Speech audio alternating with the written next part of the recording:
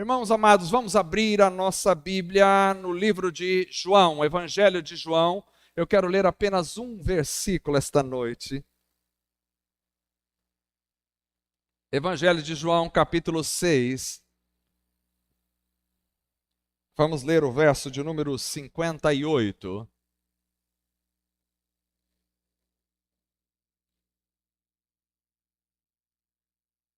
Damos graças a Deus pela presença da irmã Ana, que retornou ao nosso meio. Estava ausente por motivos de enfermidade. Glória a Deus pela sua vida. Está aí recuperada, abençoada. Quero também saudar a todos os visitantes, meu amigo Pepo que está aqui. Deus abençoe a sua vida e a todos em nome de Jesus. João capítulo 6, verso de número 58, diz assim a palavra do Senhor: este é o pão que desceu do céu. Não é o caso de vossos pais, que comeram o maná e morreram. Quem comer este pão viverá para sempre. Eu vou ler novamente. Este é o pão que desceu do céu. Não é o caso de vossos pais, que comeram o maná e morreram. Quem comer este pão viverá para sempre. Amém. Vamos orar novamente. Curve a sua cabeça. Graças te damos, Jesus, pela leitura que fizemos da tua palavra. Tu és o pão vivo que desceu dos céus. E a tua palavra é maravilhosa. Que possamos nos alimentar deste pão esta noite. Não só esta noite, mas todos os dias da nossa vida. E que tudo seja para a glória e honra do teu nome. Que esta mensagem fale aos nossos corações. Abençoe os irmãos que estão viajando. Ó Deus, me lembro da família do Rodolfo que está viajando. Guarda-os, abençoa-os nesta viagem. Abençoe também o pastor Marcos, que hoje completa mais um ano de vida e que está ministrando na igreja em Álvares Machado. Peço a tua bênção sobre a vida dele e a graça do Senhor. E aos demais irmãos que nos acompanham pela internet, os que estão aqui, que tudo seja para a glória do Senhor. Em nome de Jesus, nós oramos. Amém. Irmãos, a vida cristã é, sem dúvida alguma, uma vida cheia de alegria e de paz, uma vida cheia de gozo, uma vida cheia de louvores, uma vida cheia de esperança. É claro que todos nós estamos sujeitos a viver momentos na nossa vida de dificuldades, de problemas, de lágrimas, por um período até mesmo de angústia. Mas a vida cristã, no geral, como um todo, ela não é amarrada às angústias, às dores, aos sofrimentos. Porque a Bíblia diz em Gálatas capítulo 5, verso 22, que o fruto do Espírito é amor, alegria, paz, paciência, benignidade, bondade, fidelidade, mansidão, domínio próprio. Isso faz parte da vida do cristão. A vida do cristão é uma vida de amor, é uma vida de paz, é uma vida de alegria. Ao mesmo tempo que sabemos da vida abundante, eu gostaria que pudéssemos realmente não só saber, mas viver. Uma coisa é você saber que a vida cristã é uma vida de paz, de alegria, sem fim. Outra coisa é você viver isso. Nós ocidentais somos muito do intelecto e as coisas às vezes sempre ficam apenas no conhecimento intelectual. Ela não desce às vezes para a prática de vida. Uma coisa é você ter um conhecimento intelectual sobre as coisas de Deus. Outra coisa é você viver isso no dia a dia. Eu não convido vocês para virem aqui somente ouvir e aprender e ficar num conhecimento intelectual.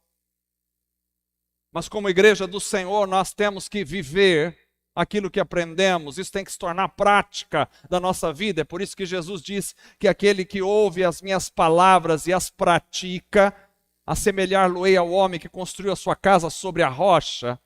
Vieram os ventos e a tempestade e deram contra aquela casa e ela não caiu. Porque a vida cristã é uma vida de prática. Mas para que essa alegria, esse gozo da vida cristã, essa paz de espírito que excede todo entendimento, possa se fazer presente, prática na nossa vida, eu creio que nós precisamos notar algumas coisas esta noite. O texto que nós lemos é Jesus dizendo a respeito de si mesmo. Ele disse: este é o pão que desceu dos céus. Não é o caso dos vossos pais, ele está falando aos judeus, que comeram o maná e morreram, e isso era muito claro na consciência judaica, porque Moisés tirou o povo de Israel, como vocês sabem, do Egito, tirou o povo do Egito e levou o povo em direção à terra prometida pelo deserto, passando pelo deserto do Sinai, onde não havia comida, porque o deserto é um lugar deserto. Não chove. Quando chove é muito raro, muito escasso. Não produz, a não ser que haja irrigação. E naquela época não havia irrigação no deserto. Então eles não tinham nada para comer. Quase 3 milhões de pessoas andando a pé no deserto. Um homem liderando, sem comida. E eles passaram 40 anos no deserto. E o texto bíblico diz que o sapato não gastou, que a roupa não ficou velha. Os homens ficaram felizes agora, porque não precisavam passar cartão de crédito comprando roupa no shopping. A roupa não se desgastava. E todos os dias Deus mandava o maná que descia do céu. Era um pão que descia em forma de uma semente, e eles comiam aquilo cru, ou cozinhavam, ou faziam bolos com aquilo, e tinha gosto de mel. Maravilhoso. E Jesus disse, eles sabiam desse contexto todo, o maná descia, e Jesus disse: eu sou o pão vivo que desceu do céu. Não é o caso dos vossos pais que comeram o maná e morreram. Quem comer deste pão viverá para sempre. Então, Jesus refere-se a si mesmo como o pão que desceu do céu. E que quem comesse desse pão viveria para sempre. Mas o interessante é que ele fala essas coisas traçando esse paralelo entre o maná, o pão que desceu dos céus também para os israelitas na época de Moisés, e ele mesmo. E se olharmos para o povo de Israel, veremos que Moisés foi o homem usado por Deus para trazer o pão ao povo, o maná que descia. Então o pão descia todas as manhãs, o povo levantava de manhã cedo e colhia.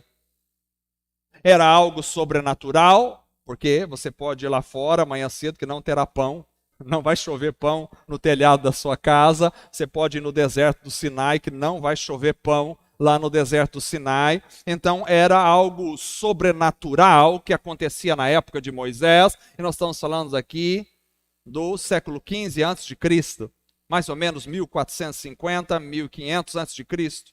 Estava lá Moisés com o povo no deserto, e era algo sobrenatural. Vinha todos os dias o pão, e na sexta-feira vinha dobrado para eles não colherem no sábado. Sem dúvida alguma era algo que tinha a atuação de Deus, porque não chove pão naturalmente. Há que haver uma atuação sobrenatural, e essa atuação era Deus.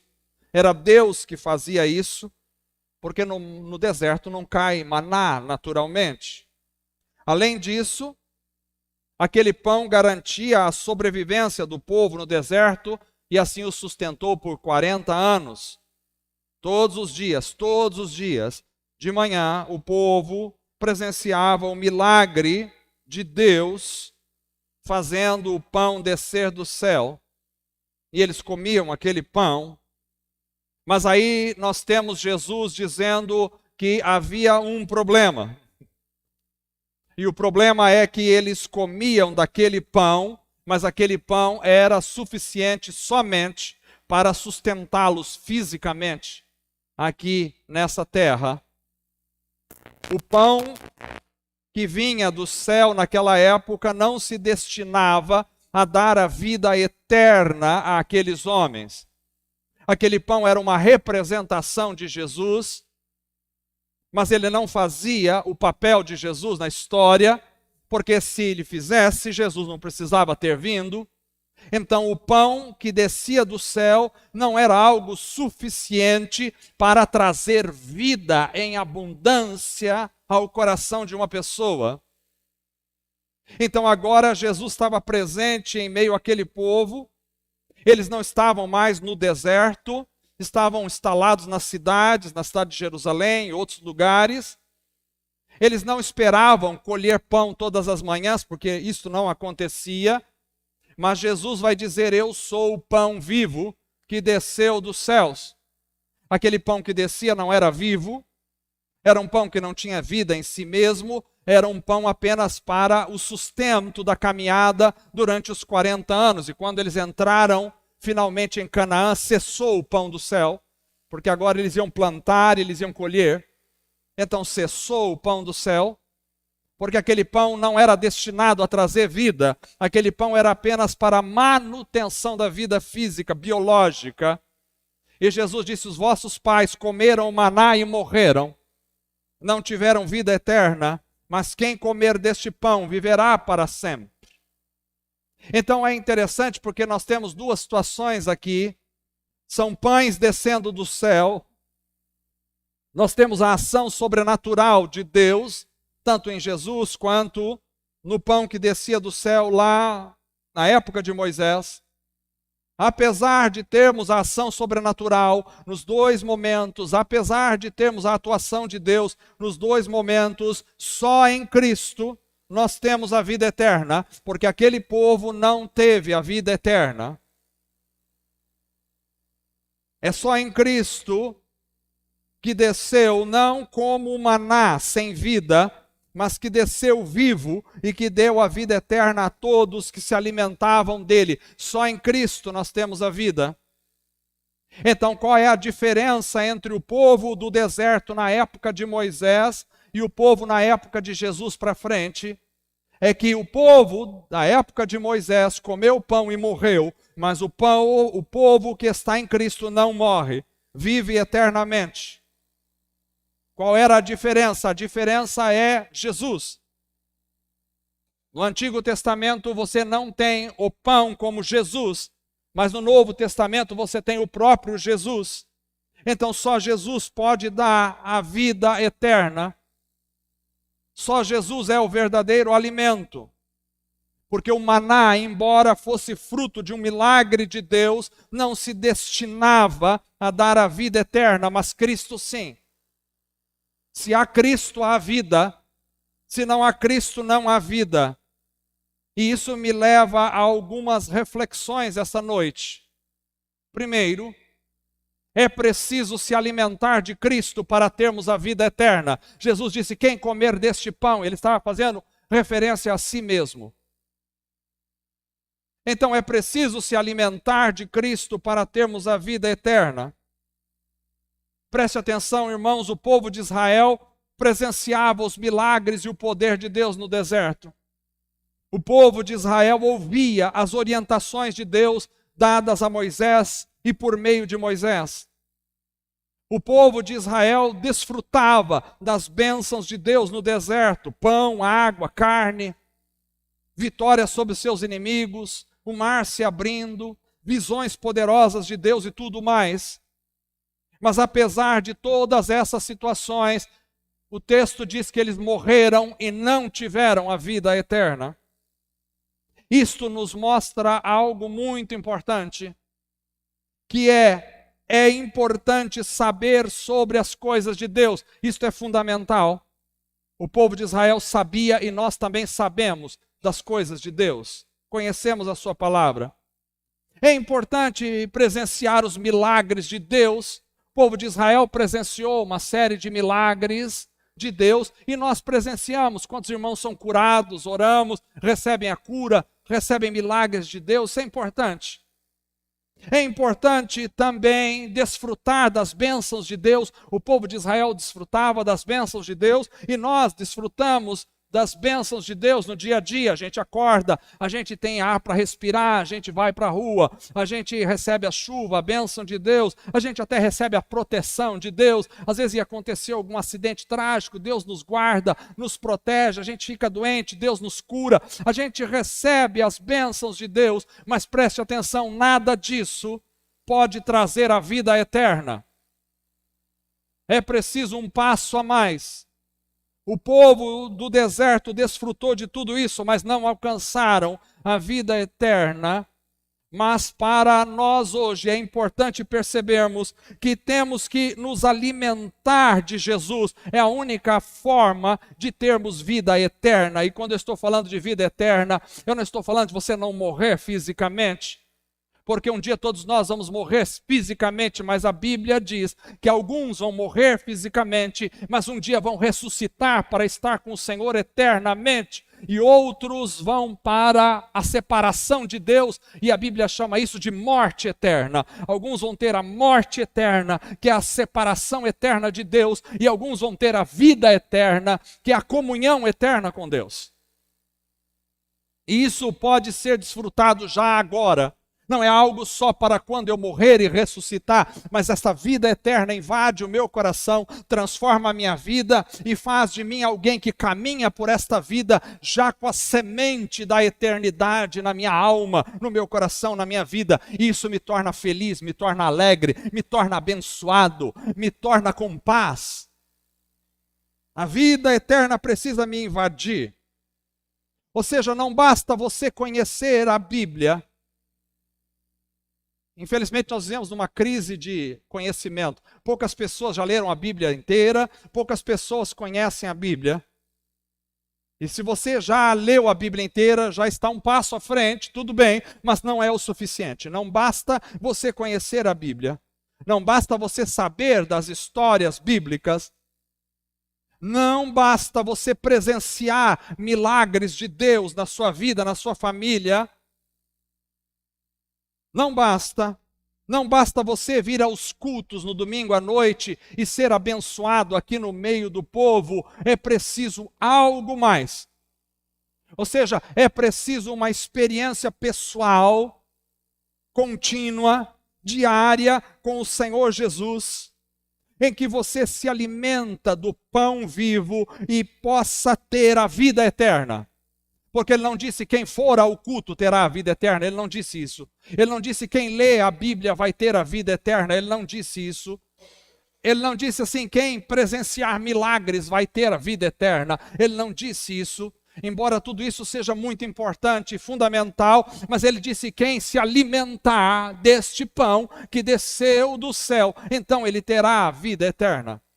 Ou seja, é preciso que haja uma experiência entre eu e Cristo, uma experiência que se propague por todos os dias da minha vida e que represente eu me alimentando do Senhor Jesus. E aí me vem a pergunta, o que é então se alimentar de Jesus? Como é que isso acontece? Como é que a gente se alimenta de Jesus? Bom, para se alimentar de Jesus é preciso partilhar da mesa do Senhor. Jesus disse isso quando estava com os discípulos.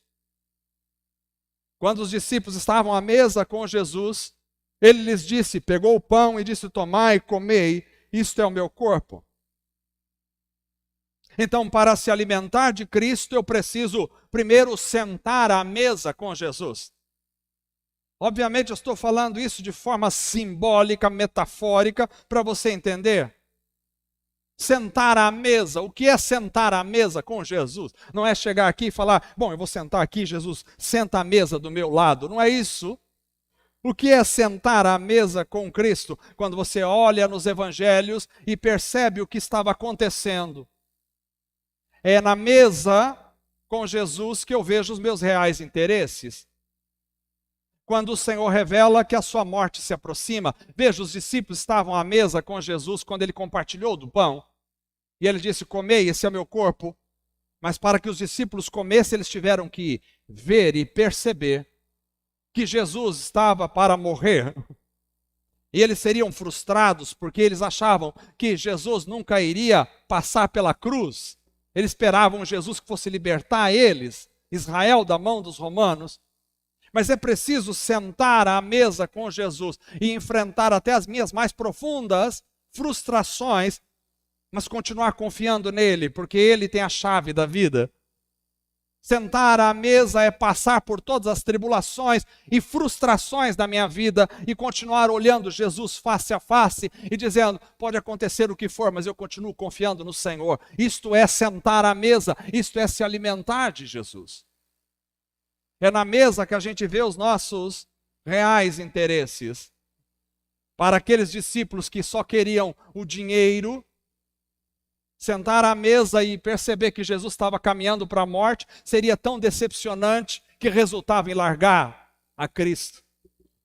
Mas mais do que isso, é na mesa que as máscaras caem, porque aqui todos nós podemos colocar as nossas máscaras, a gente vem bonitinho, a gente passa um perfume adequado para vir ao culto, a gente põe uma roupa bonitinha para estar aqui essa noite, e penteia cabelo quem tem cabelo, e a gente vem bonito para o culto, aqui a gente sorri para todo mundo, a gente estende as nossas mãos e diz: a paz do Senhor, que alegria te ver, me dá um abraço, como é bom estar perto de você. Mas quando a gente vai para a nossa mesa, que está só nós e os nossos, então as nossas máscaras caem, porque é ali que a gente discute, é ali que a gente fala alto, é ali que a gente fica nervoso, é ali que a gente mostra as nossas tristezas. É na mesa que caem as máscaras e a gente se depara com as maquinações mais terríveis do inferno, porque foi justamente nesse momento da mesa que Jesus revelou: um de vós há de me trair, que era Judas Iscariote. Estar à mesa com Jesus, enfrentar os demônios. Estava lá. Aqui é todo mundo anjo, mas quando chega em casa, nem sempre essa coisa angelical permanece com a gente.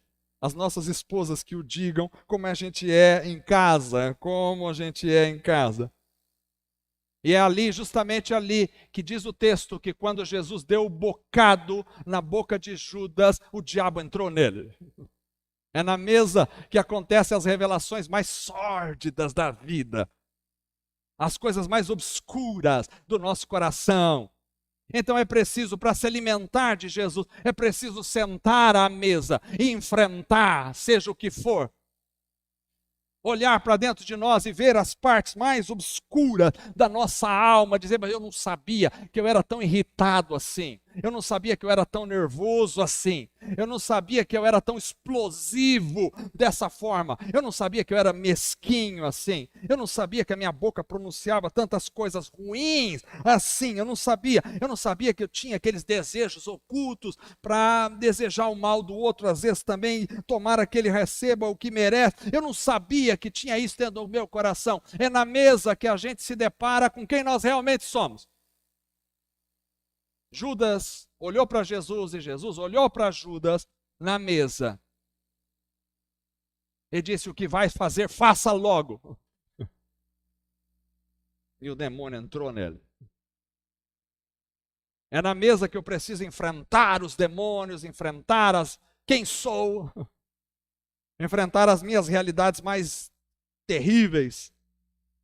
Também é na mesa que eu percebo como sou frágil. Ao olhar Jesus e perceber quem Ele é, eu percebo a minha fragilidade. O Senhor Jesus, após a ceia, levantou e saiu com os discípulos e disse: esta noite ferirão o pastor e as ovelhas se dispersarão. Olha a fragilidade das ovelhas. Estava todo mundo perto de Jesus, todo mundo era macho. Pedro tinha uma espada. Disse: agora eu vou matar quem se aproximar de Jesus. A gente manda no pedaço aqui. Mas Jesus disse: esta noite ferirão o pastor e as ovelhas. Cada um se esconderá no seu canto. Porque é na mesa que mostra toda a minha fragilidade pessoal. Às vezes a gente até se mostra um pouco forte para as pessoas. A gente não quer mostrar, não quer admitir a nossa fragilidade. Não, eu sou, eu faço, eu aconteço, eu conquisto. Eu estou no topo da cadeia. Mas quando a gente fica sozinho na mesa com o Senhor, a gente contempla a nossa própria fragilidade. Quem sou eu? Quantas vezes eu tenho medo de ficar doente? Quantas vezes eu tenho medo de bandidos? Quantas vezes eu tenho medo de sofrer coisas ruins? Quantas vezes eu tenho medo dos meus filhos serem atacados? Quantas vezes eu tenho medo de não dar conta do recado? Quantas vezes eu tenho medo das situações que me cercam?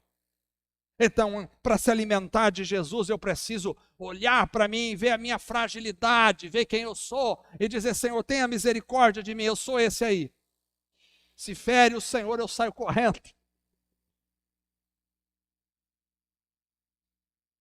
Sentar à mesa com Jesus é olhar para Jesus, olhar para o Senhor e perceber quem Ele é e quem eu sou. E não há outra saída, não há outro caminho a não ser Cristo crucificado.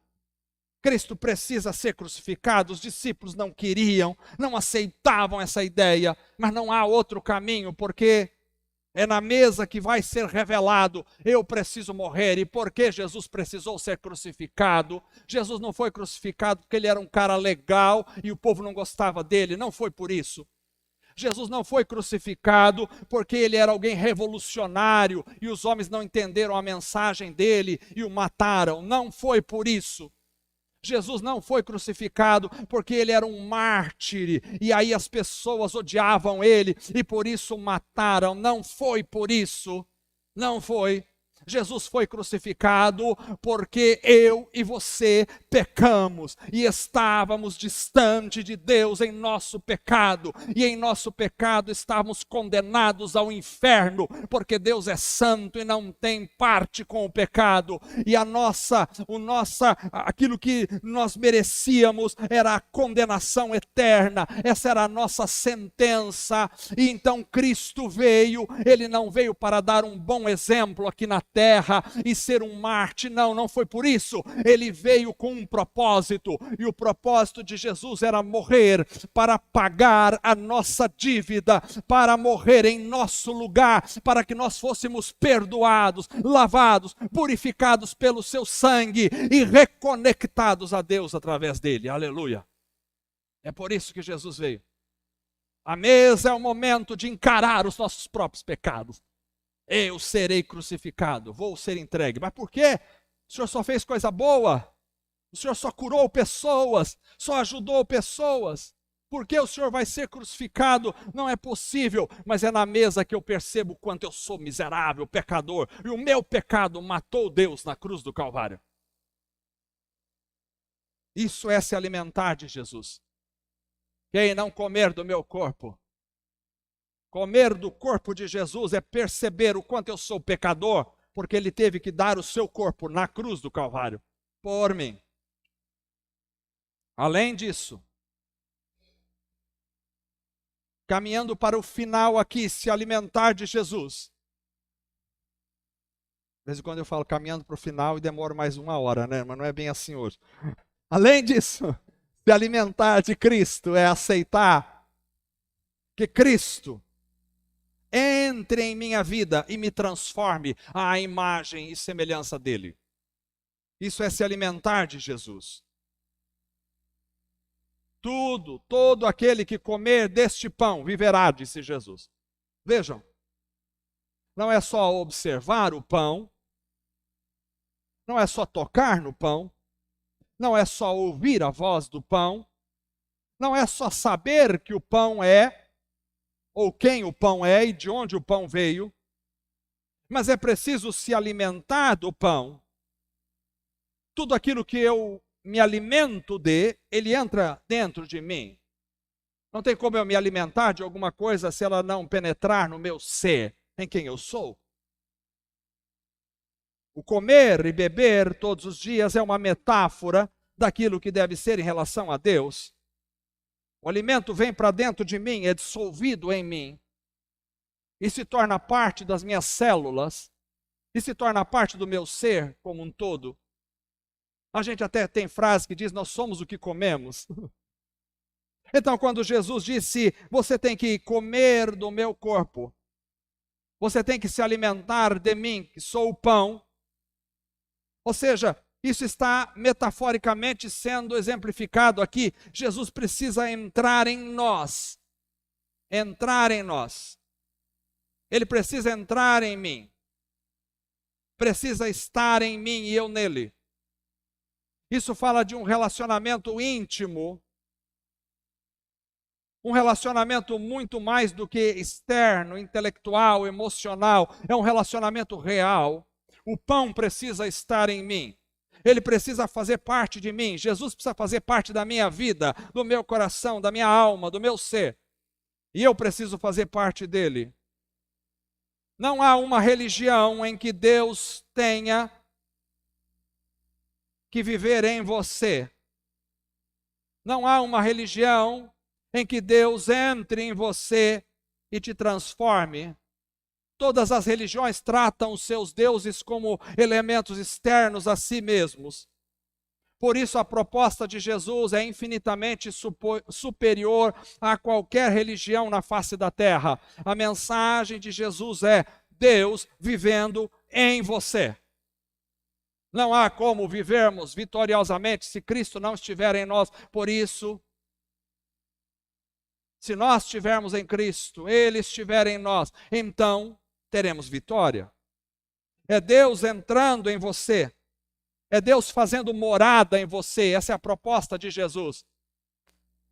Jesus não veio estabelecer uma religião em que Ele está lá no céu, você está aqui na terra, e você vai pedindo, Ele vai te dando as coisas, e vai te ajudando. Não, é muito mais do que isso.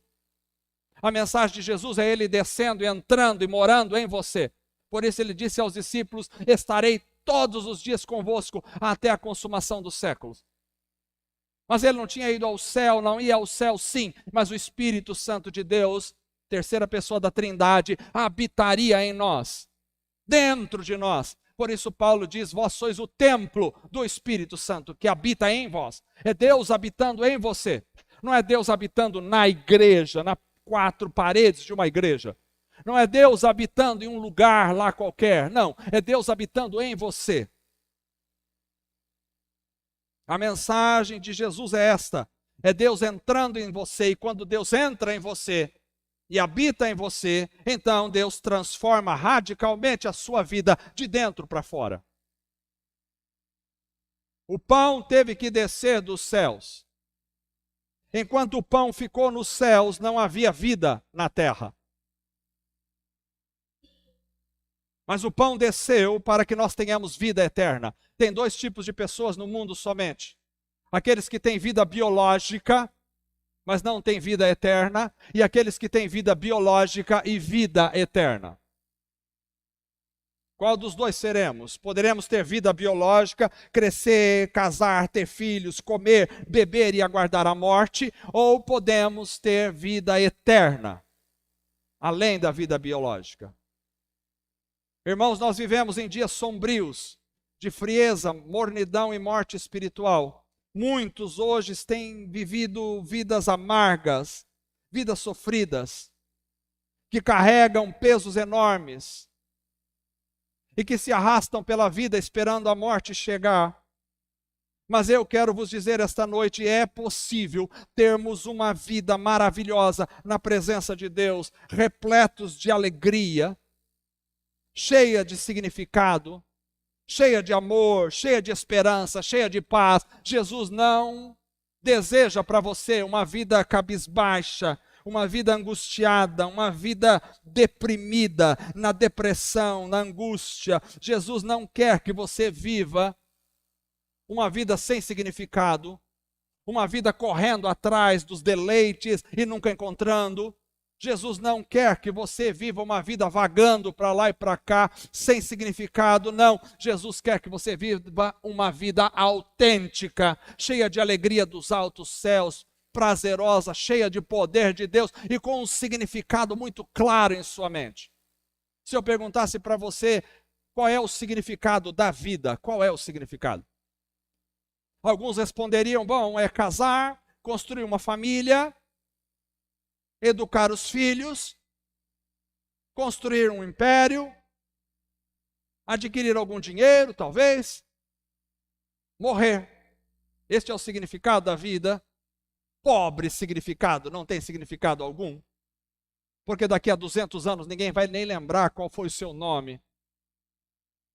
Daqui a 100 anos outras pessoas habitarão a casa onde você mora.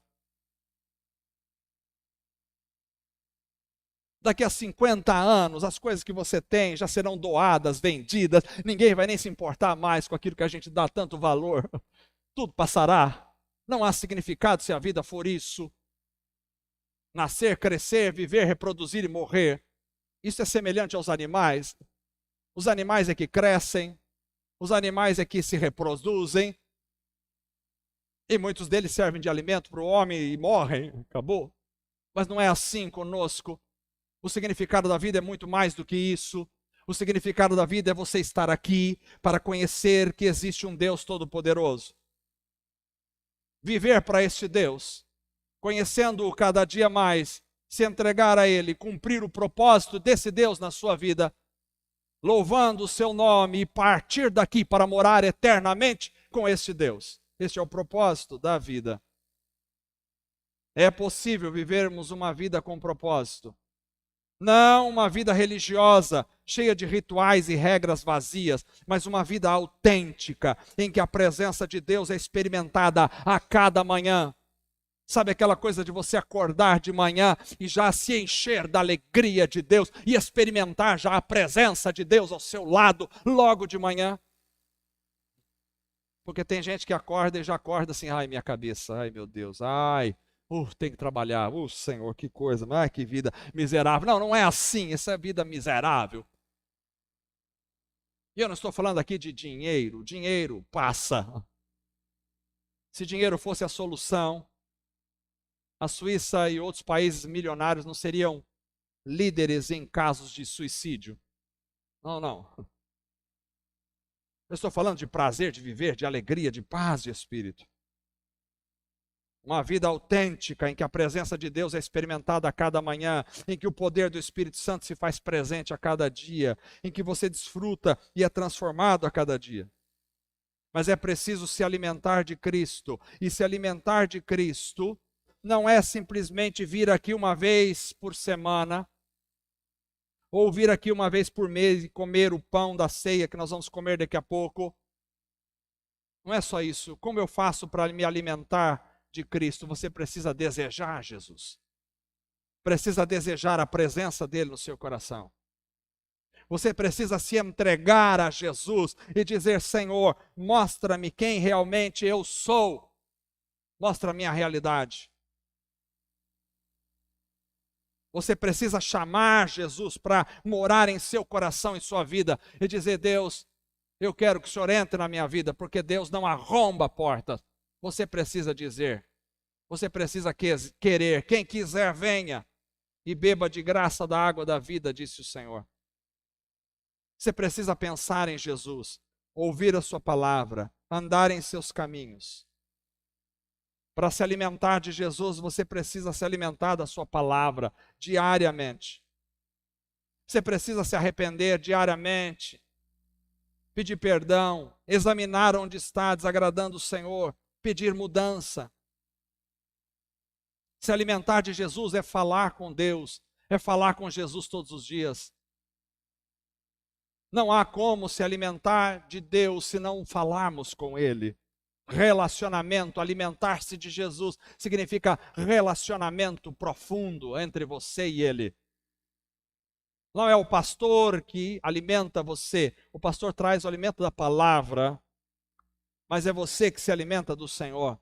A mesa está posta, é você que come da mesa. em dias em que estamos vivendo, são dias conflituosos, difíceis e terríveis. E só sobreviverá nesses dias quem se alimenta de Cristo. Vir aos cultos não é suficiente. Conhecer a Bíblia não é suficiente. O povo de Israel estava sempre ouvindo as leis de Deus e presenciando suas bênçãos, mas morreram no deserto, disse Jesus. Hoje eu estava assistindo algumas coisas na internet e ouvi um ateu dizendo que esta ideia de Deus é uma tolice. E ele dizia: os homens criaram Deus, criaram a ideia de Deus para dar sentido à vida. E eu pensei, é uma pena, realmente, que os homens vivam na tolice, pensando que a ideia de Deus seja uma tolice. Porque o Salmo 53, verso 1 e verso 2 diz: disse o tolo no seu coração, não há Deus. Tem se corrompido e cometido abominável iniquidade, não há ninguém que faça o bem. Mas Deus olhou desde os céus para os filhos dos homens, para ver se algum que tivesse entendimento e buscasse a Deus. O tolo diz: não há Deus. Tolice é dizer que não existe Deus. Deus não é algo inventado pelos homens para trazer sentido à vida. Não, não é.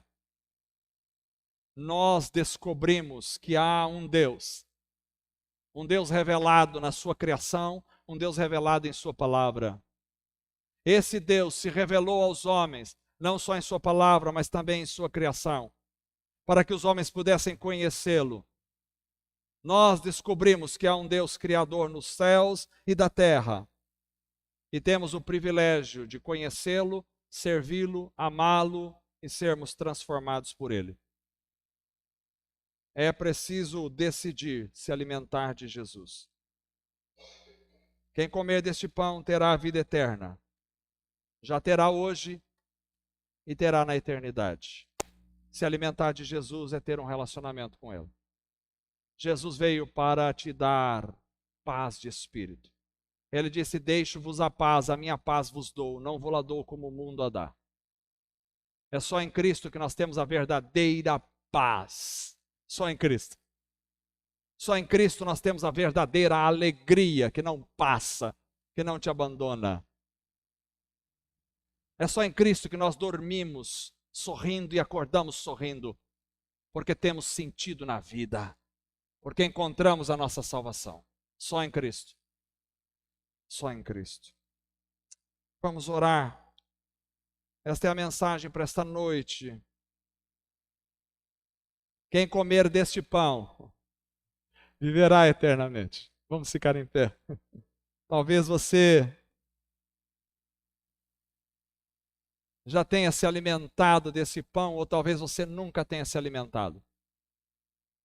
Nós vamos comer o pão físico que representa o Senhor Jesus.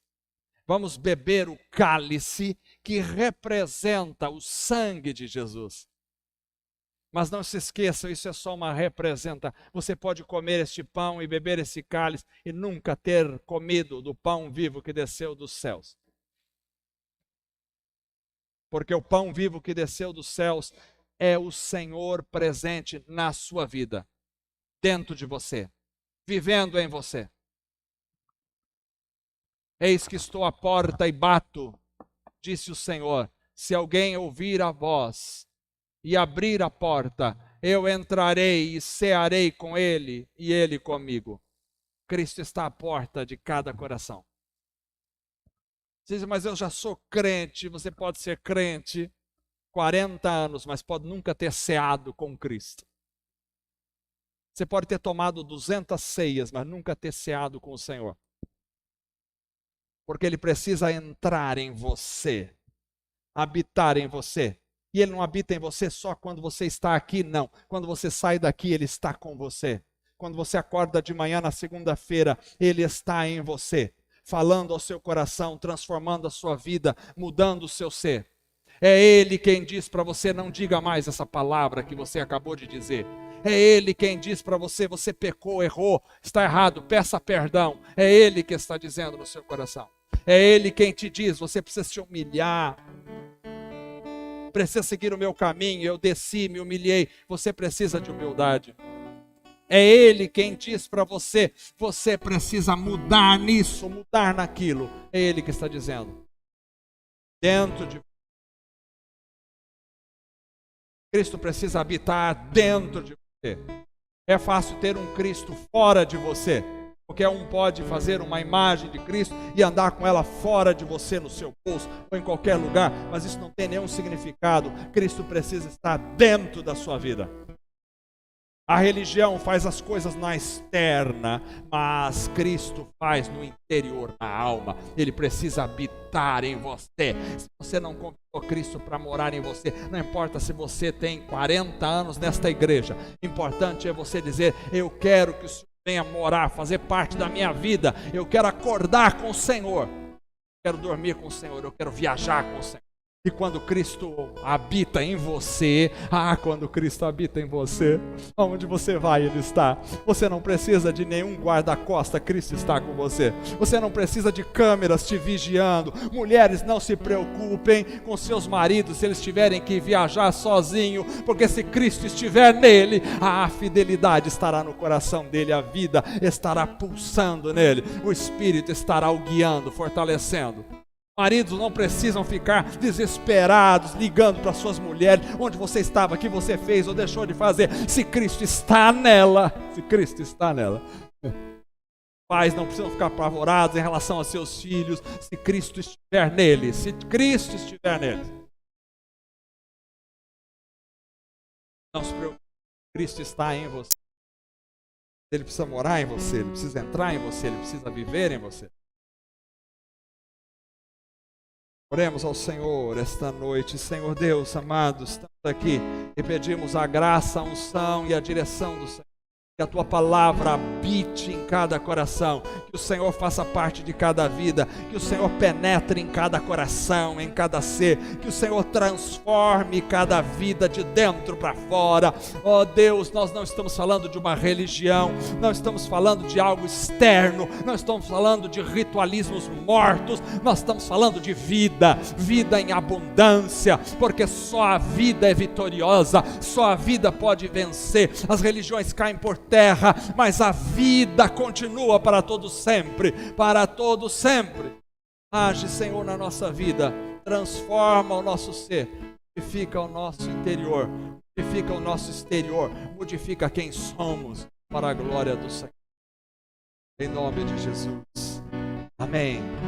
E quando você estiver em qualquer lugar que estiver, se você tiver uma religião, você pode fracassar, mas se a vida estiver em você, ninguém pode tirar.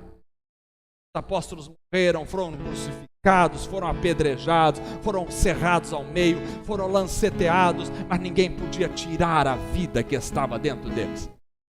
E eles disseram: o que poderá nos separar do amor de Cristo Jesus? O que poderá nos separar? Nem a morte, nem o inferno, nem o diabo, nem Satanás, nem os capetas, nem os demônios, nem os homens, nem os políticos. Ninguém poderá separar você de Cristo Jesus, jamais. Os homens já tentaram, os políticos já tentaram na história, reis se levantaram, regimes políticos tentaram proibir a igreja de existir, perseguir os irmãos, mataram os irmãos, prenderam os irmãos, mas a fé em Cristo continua viva e nós estamos aqui até hoje. Ninguém poderá derrotar. Ninguém poderá derrotar. A igreja é Cristo vivendo em nós. Pilatos encerrado a questão. 3 dias depois, o túmulo estava aberto e Cristo estava vivendo entre eles. Eles pensaram: acabou. Quando os líderes religiosos pensaram: não consigo parar de pregar. Quando os líderes religiosos pensaram: agora acabamos com tudo. Ele está morto. Eu vi crucificado. O soldado enfiou uma lança no seu coração, rasgou. Saiu sangue e água, secou o sangue dele na cruz. Pilatos dispõe lá uma guarnição de soldados na porta do túmulo. E lá ficaram os soldados, mas deu o primeiro dia, o segundo dia, o terceiro dia. A luz resplandeceu em meio às trevas, desceu o anjo e os soldados começaram a cair como mortos diante do poder de Deus, porque ele ressuscitou, aleluia. Não há como parar a vida está entre nós, não há como. Os homens enlouqueceram, mas Jesus ressuscitou. Vamos cantar, senão não para de falar. Vamos cantar em nome de Jesus.